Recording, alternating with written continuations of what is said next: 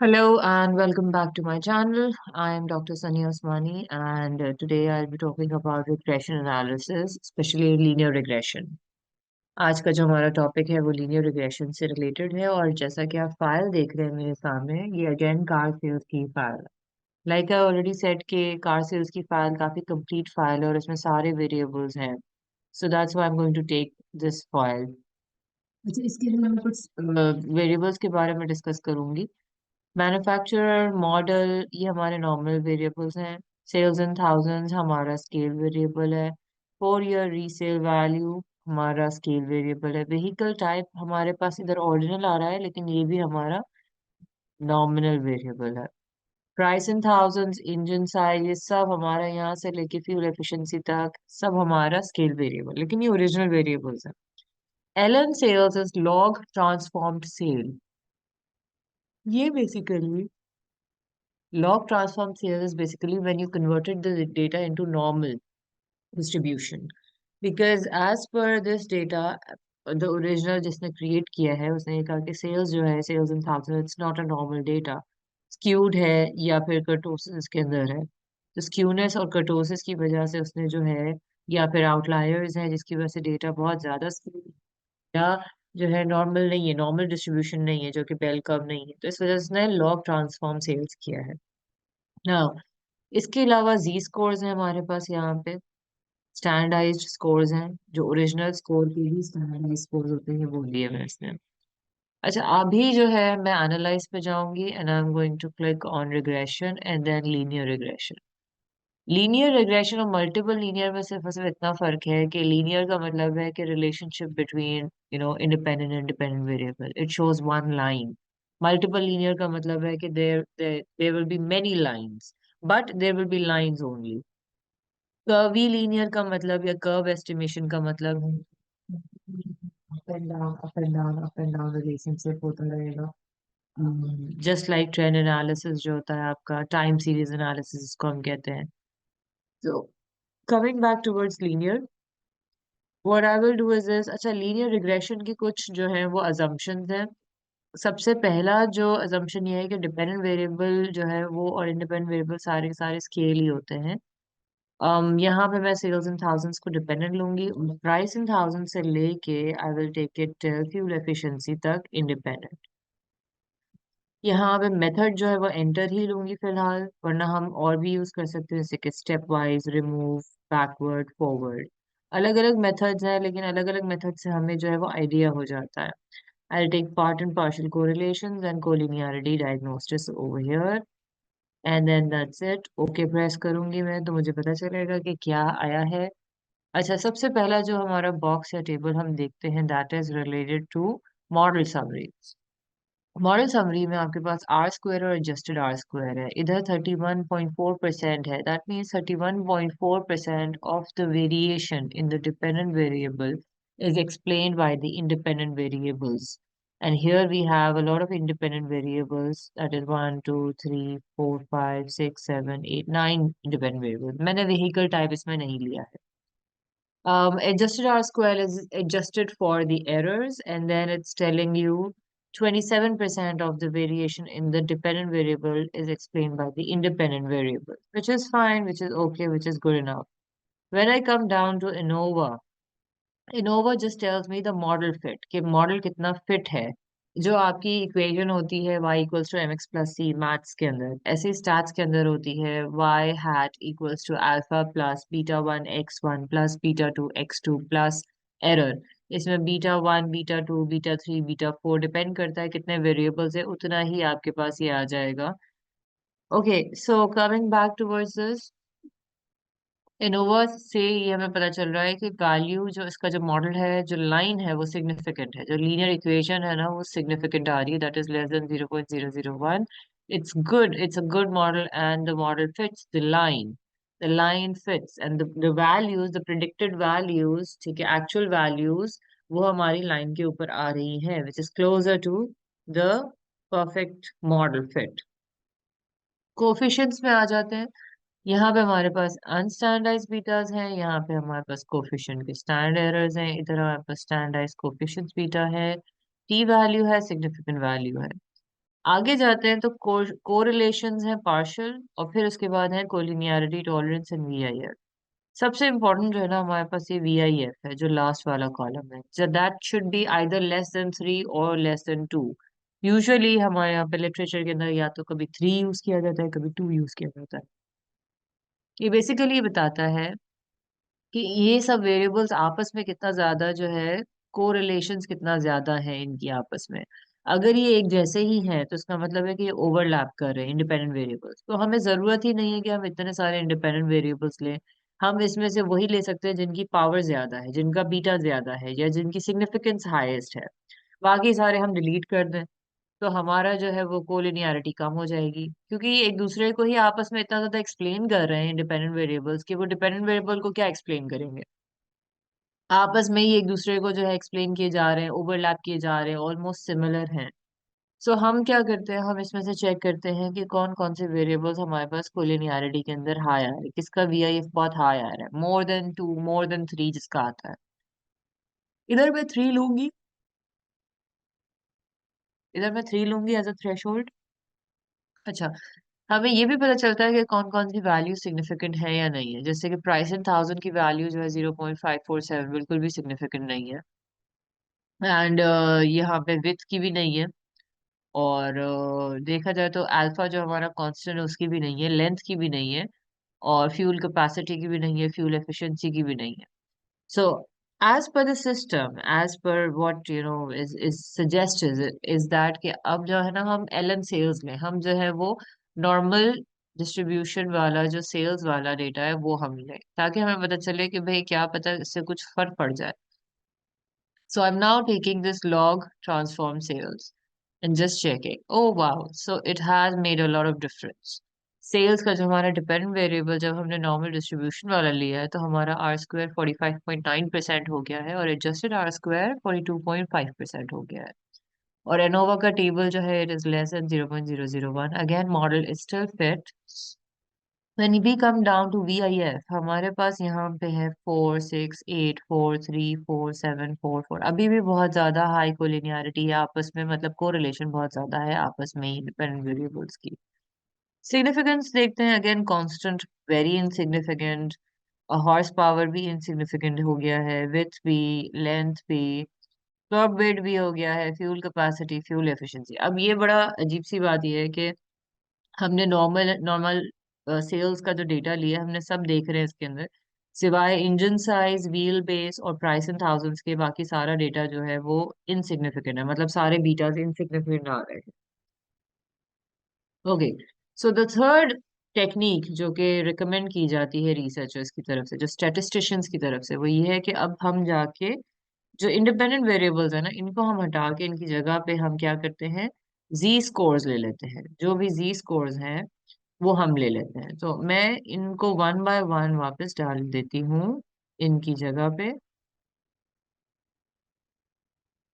Okay, so now I'm just going to take the z scores, and from here price in thousand से लेके control shift and down arrow press किया है मैंने, और ये मैंने ले लिया है सारे के सारे जी स्कोर्स, ठीक है, फ्यूल एफिशिएंसी तक। स्टैटिस्टिक्स में वही है, part and partial correlations and collinearity diagnostics. Okay, अभी मैं प्लॉट्स को नहीं लेना चाह रही हूँ, हालांकि I can take plots, but चले ले लेते हैं। But S T residual in the Y and Z predicted in the X, ठीक है, histogram, normality, normal probability plot, and save क्या करेंगे हम, अभी छोड़ दें इसको फिलहाल। Okay, we have options, style, ठीक है, जस्ट लेट इट बी। इसको बस खाली ओके प्रेस करते हैं, चेक करते हैं क्या आ रहा है हमारे पास। ऑलराइट, अगेन मॉडल समरी में वही है, कोई चेंज नहीं आया है डिपेंडेंट वेरिएबल के अंदर जी स्कोर्स की वजह से। और जी स्कोर्स की वजह से हमारे पास यहाँ पे सिग्निफिकेंस और वीआईएफ में भी कोई खास इम्प्रूवमेंट नहीं आया है। सिग्निफिकेंस थोड़ी सी इम्प्रूव हो गई है, व्हील बेस हमारा सिग्निफिकेंट है, engine size price in thousands constant हमारा सिग्निफिकेंट हो गया है, एंड बाकी सारे अभी भी इनसिग्निफिकेंट है। सो कमिंग डाउन, अच्छा जी, रेजिडुअल स्टैटिस्टिक्स, ये हिस्टोग्राम आपके सामने है।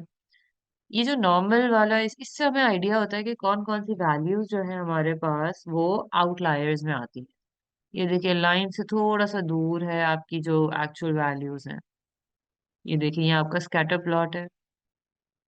ये एक स्पीकर फोन की तरह नहीं लगना चाहिए, it should be normal, values बिल्कुल बीच में होनी चाहिए, आपस में कंजस्टेड जैसे होती हैं।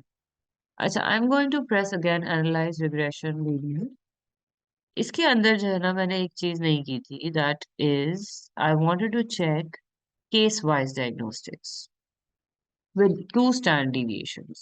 So I would know कि कौन कौन से हैं आउटलायर्स हैं जो कि आ रहे हैं मेरे डेटा के अंदर। वही चीजें आएंगी, सिर्फ और सिर्फ मैंने एक जो चीज चेक करनी थी वो ये चेक करना है कि इसके अंदर जो statistics wise case wise diagnostics ये है आपके, इसके अंदर you can connect this case wise diagnostics का टेबल विद द हिस्टोग्राम। आप यहाँ पे देख रहे हैं दो वैल्यूज आ रही है, -4 और इस तरफ आ रही है -5 की वैल्यूज। केस वाइज डायग्नोस्टिक्स में भी आएंगी आपके पास। You will see this over here, 84 and 109। Case number 84 and 109 में माइनस में जो वैल्यूज है नेगेटिव स्क्यूनेस की तरफ, क्योंकि ये हमारे ये इस नॉर्मैलिटी को लेके जा रहा है। अगर मैं इन दोनों वैल्यूज को डिलीट कर दूं तो मुझे आइडिया होगा कि शायद मेरे पास थोड़ी बहुत नॉर्मल जो है वो डिस्ट्रीब्यूशन आ जाए, हो सकता है मेरे रिजल्ट थोड़े से इंप्रूव हो जाए, वीआईएफ के भी हो जाए शायद और सिग्निफिकेंस के भी हो जाए। So what I will do is this 84 और 109 का जो केस है, I will delete these values. I'll go to data view and I will check case number 84. This is Mitsubishi. I'll clear this. And क्योंकि अब हमारे पास यहाँ पे आ रहा था केस नंबर 109, क्योंकि मैंने एक केस डिलीट कर दिया है तो फिर वो 108 हो जाएगा कटलेस के नाम से। I'm going to clear this as well. And then again I'm going to go to analyze and I'm going to run regression. And I'm going to press OK. All right, ये देखें कितना ज्यादा improve हो गया हमारा। Are square 54.2% हो गया, adjusted R square 51.2% हो गया। मॉडल सिग्निफिकेंट है। Okay, coming over here, significant values में हमारे पास व्हील बेस है, हॉर्स पावर है, इंजन साइज है, प्राइस इन थाउजेंड्स है। हमारे पास अब चार इंडिपेंडेंट वेरिएबल्स जो है वो सिग्निफिकेंट हो गए। वीआईएफ अभी भी हमारा वैसा ही है। डायग्नोस्टिक्स पे अगर हम आते हैं तो अभी हमारे पास वैल्यूज काफी हद तक कंट्रोल हो गई है, और ये देखें आपका ग्राफ जो है हिस्टोग्राम नॉर्मेलिटी के ऊपर आ गया है, काफी हद तक नॉर्मेलिटी पे आ चुका है। और ये देखें वैल्यूज जो है वो भी मॉडल के ऊपर फिट हो गई है। अच्छा, अब कुछ देखने का ये है कि if it's still not working, because VIF हमारा अभी भी जो है ना नहीं है, हमारे पास inflation factor, variance inflation factor, because वो बहुत इन्फ्लेट कर देता है आपस में वैल्यूज को। So we will go to analyze, we will click on dimension reduction, we will click on factor, and factor analysis के अंदर हम जाएंगे और हम ये जो प्राइस इन थाउजेंड से लेके ये सारी वैल्यूज को हम इधर डाल देंगे। और डिस्क्रिप्टिव स्टैटिस्टिक्स पे आप कुछ भी प्रेस कर सकते हैं, बट एंटी इमेज और केएमओ और बार्टलेट्स है। एक्सट्रैक्शन पे आप जाएंगे, screen plot, fixed number of factors कर लें आप, और इस पे आप प्रेस कर दें 10, बिकॉज हम इसके फैक्टर स्कोर्स चाहते हैं। रोटेशन पे जाके वेरी मैक्स ले लें, कंटिन्यू कर लें, स्कोर्स पे जाएं, और यहाँ पे आके save as variables regression, regression variables इसको सेव कर लें, कंटिन्यू कर लें, यही सबसे इंपॉर्टेंट ऑप्शन है। एंड ऑप्शंस पे जाके sorted by size suppress, and this will be 0.4। Continue करें और इसको ओके प्रेस कर दें। Okay, now over here, what we've done is this, we have fixed that. अच्छा, 9 factors होने चाहिए थे. Sorry, my bad. Regression, I'll go to dimension regression factor, and it should be, extraction should not be 10, it should be 9, because there are 9 variables. Okay, अब सही हो गया run ये. जो 9 इंडिपेंडेंट वेरिएबल्स है तो मैंने 9 फैक्टर्स को इसको जो है वो फिक्स कर दिया है। अच्छा, मेरी ये जो फाइल है इसके ऊपर मैं वेरिएबल व्यू पे जाऊंगी, इसमें मेरे पास आ गए हैं। ठीक है, 9 फैक्टर्स। अच्छा, ऊपर वाले जो दो हैं उसको मैं डिलीट इसलिए कर रही हूँ क्योंकि हमारे पिछले एनालिसिस के थे। ये वाले आ गए हमारे पास 1 से लेके 9 तक। 9 हमारे रिग्रेशन स्कोर्स आ गए हैं ये वाले। अब क्या करूंगी, अब एनालाइज पे जाऊंगी, रिग्रेशन पे जाऊंगी, लीनियर पे जाऊंगी मैं, और मैं जो हूँ इन सब को रिमूव कर दूंगी, जी स्कोर्स को। और ये जो फैक्टर स्कोर्स हैं ये सिर्फ और सिर्फ वीआईएफ की ट्रीटमेंट कर रहे हैं बेसिकली। हमारे पास जो जो प्रॉब्लम्स होते हैं उसकी ट्रीटमेंट अलग अलग होती है। ये आ गए हमारे regression scores, control shift down arrow, and I take this over here and then I just press okay. अभी एंटर मेथड के अंदर आ गया मॉडल समरी, अभी भी वही है, देखिए मॉडल समरी 0.542, 0.512 सिग्निफिकेंट है, और ये हमारा वी आई देखें सारा वन हो गया है। और सिग्निफिकेंट के अंदर अगर हम देखते हैं तो हमारे पास अभी इसके अंदर देखिए सिग्निफिकेंस नहीं आ रहा है। That is still a problem. बहुत सारे वेरिएबल्स जो है हमारे पास सिग्निफिकेंट नहीं है, लेकिन हमारे पास ये जो नंबर 6 पे जो है वो सिग्निफिकेंट है, और फर्स्ट पे सेकंड पे सिग्निफिकेंट है। क्योंकि ये एंटर मेथड है तो हमें डिसाइड खुद करना पड़ता है कि कौन से वेरिएबल्स हम लें और कौन से ना लें। So again I go to regression, linear, and I press enter के बजाय स्टेप वाइज मेथड, जो मुझे ये बताता है कि मुझे कौन से वेरिएबल्स लेने चाहिए और कौन से नहीं लेने चाहिए। अब देखिए इसके अंदर हमारे पास बताएगा ये थर्ड वाले मॉडल में कि थर्ड मॉडल मॉडल जो है वो सबसे बेस्ट है, और थर्ड मॉडल मॉडल जो है उसके अंदर हमारे पास सी आ रहा है, देखा। सो सी का मतलब है इसमें रिग्रेशन स्कोर हमने कौन सा लिया, 2, then 1, and then 6, 3 independent variables लिए हैं, बाकी सारे डिलीट कर दिए। बाय डिफॉल्ट ये मॉडल के अंदर उतने ही वेरिएबल्स लेता है जितने कि उसको लेने चाहिए। ये हमारे पास कोफिशिएंट्स आ गए, और यहाँ पे हमें देखे पता चल जाता है कि सिग्निफिकेंट वैल्यूज कौन कौन सी है। So it has taken number 2, number 1 and number 6 as the variables. अब 1, 2 एंड 6 वेरिएबल्स थे कौन से, we will have to go and check as well. Over here excluded variables आ गए हमारे पास कि हमने कौन से अपने जो है उससे निकाल दिए हैं।